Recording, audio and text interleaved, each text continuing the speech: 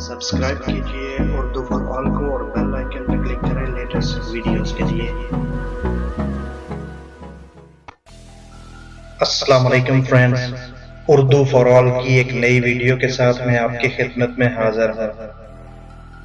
Friends, ایک روایت کے مطابق لفظ کشمیر کاش اور میر کا مرکب ہے۔ کہا جاتا ہے کہ کاش حضرت سلیمان علیہ السلام کے شاہی دربار میں جنات کا سردار تھا، جبکہ میر پریوں کی سردار تھی۔ جب حضرت سلیمان علیہ السلام کا بیڑا ہوا میں اڑتا ہوا خطہ کشمیر سے گزرا تو سلیمان علیہ السلام نے پانی کے ایک وسیع ذخیرے میں موجود پہاڑ کی خشک چوٹی پر اس بیڑے کو اترنے کا حکم دیا۔ چنانچہ یہ بیڑا اترا تو آپ نے دیکھا کہ آس پاس حد نظر تک پانی ٹھہرا ہوا ہے۔ یہ خوبصورت منظر دیکھتے ہی وہ اش اش کر اٹھے۔ انہوں نے صاحبوں سے مشورہ کیا کہ اگر اس جھیل کے پانی کو خارج کر دیا جائے تو اس کی تہہ سے خوبصورت زرخیز وادی نمودار ہوگی جس میں انسانی آبادی ممکن ہوگی۔ چنانچہ سوال پیدا ہوا کہ اس جھیل میں سے پانی کیسے خارج کیا جائے۔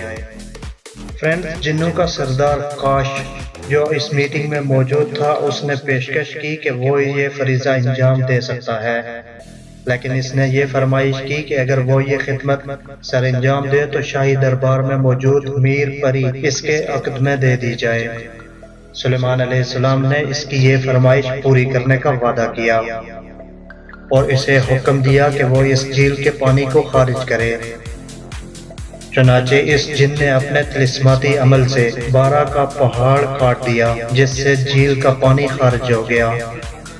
سلیمان علیہ السلام نے اپنا وعدہ پورا کرتے ہوئے میر پری اس کے عقد میں دے دی۔ یوں کاش اور میر کی نسبت سے اس خطے کا نام کشمیر رکھا گیا جو صوتی تغیر سے کشمیر بن گیا۔ سری نگر کے عقب میں کوہ ہرمکھ کی چوٹی پر تخت سلیمان اور اس واقعہ سے منسوب ہے۔ 14ویں صدی عیسوی میں جب سید علی ہمدانی کشمیر تشریف لائے تو انہوں نے شاید اسی تناظر میں کشمیر کو باغ سلیمان کا نام دیا۔ درجہ بالا تشریحات اور روایات سے اس امر کا بخوبی اندازہ لگایا جا سکتا ہے کہ خطہ کشمیر تاریخی، تہذیبی اور ثقافتی اعتبار سے کتنی عظمت اور وسعت اپنے دامن میں سمیٹے ہوئے ہے۔ امید ہے فرینڈز آپ کو یہ ویڈیو بھی ضرور پسند آئی ہوگی۔ اگر یہ ویڈیو پسند آئی ہے تو اسے ضرور لائک اور شیئر کریں۔